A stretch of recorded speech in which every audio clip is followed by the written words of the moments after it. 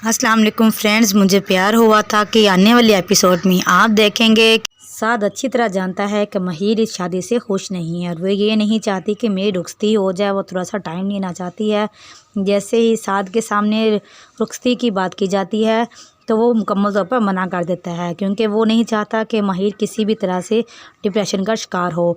लेकिन जब इनके घर वालों को पता चलता है तो इसका पापा बिल्कुल मानने को तैयार नहीं होता। सारा इल्ज़ाम साद पर आना शुरू हो जाता है और सब इसे बहुत बातें करते हैं और इसका बाबा इसको बहुत ज़्यादा डांटता है। साद की बहन सारी बातें अपने मामा और पापा को बता देता है कि साद जो है वो महीर से प्यार करता है और इसी से शादी करना चाहता था। सिर्फ महीर के कहने पर उसने इस रिश्ते से इनकार किया, क्योंकि महीर अरीब रिहान से प्यार करती थी, उसी से शादी करना चाहती थी। लेकिन ऐन वक्त पर अरीब ने दगाबाजी दी और निकाह के वक्त दूल्हा बनकर ना आया।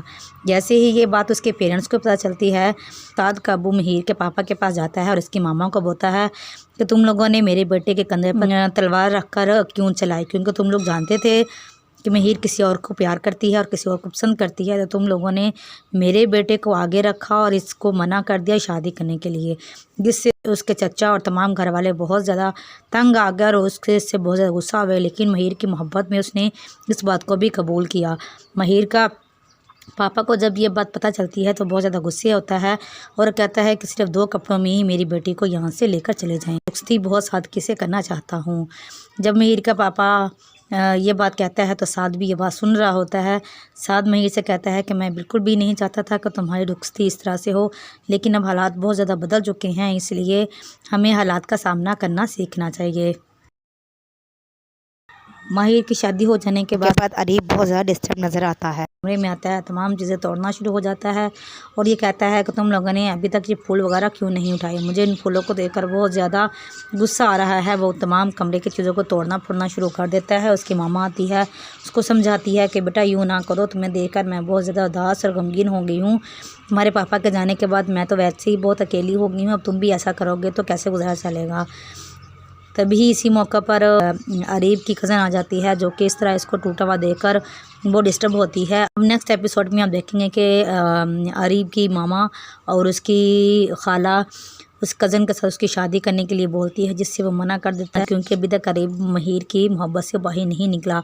अरीब की मोहब्बत से बाहर निकलने के लिए वो आस्ता आस्ता जो ऑफिस को ज्वाइनिंग शुरू कर देता है। महीर से बहुत ज़्यादा प्यार करने की वजह से वो बहुत ज़्यादा डिस्टर्ब भी हो जाता है और अपने आप को तन्हा कमरे में बंद कर लेता है, सिगरेट नोशी शुरू कर देता है। ये सब देख कर उसकी माँ बहुत ज़्यादा डिस्टर्ब होती है, उसको समझाती है कि बेटा तुम्हारे पापा के जाने के बाद मेरा अब कोई भी नहीं है, मेरा सहारा सिर्फ तुम ही हो। जैसे ही घर में रुखसती की बातें होना शुरू होती हैं तो महीर भी बहुत ज़्यादा डिस्टर्ब हो जाती है। किचन में खाना बना रही होती है कि एकदम माचिस की तीली उसके कपड़ों पर गिरती है और उसके कपड़ों को दुपट्टे को आग लग जाती है, जिससे साद भाग कर आता है और उसके बचाता है। उसकी मामा उसको गले से लगाती है और बहुत ज़्यादा डिस्टर्ब पाकर उसको समझाना शुरू कर देता है। इसके बाद साद महीर के कमरे में जाता है कि साद महीर से कहता है कि ज़िंदगी इतनी भी बेकार नहीं है कि तो अपनी नाकाम मोहब्बत की खातिर अपनी जान दे दो। तुम्हें अगर कुछ हो जाता तो मेरा क्या बनता और बाकी घर वालों का क्या बनता। तुम कम से कम किसी के बारे में तो नहीं और मेरा और अपने घर वालों का ही ख्याल करो।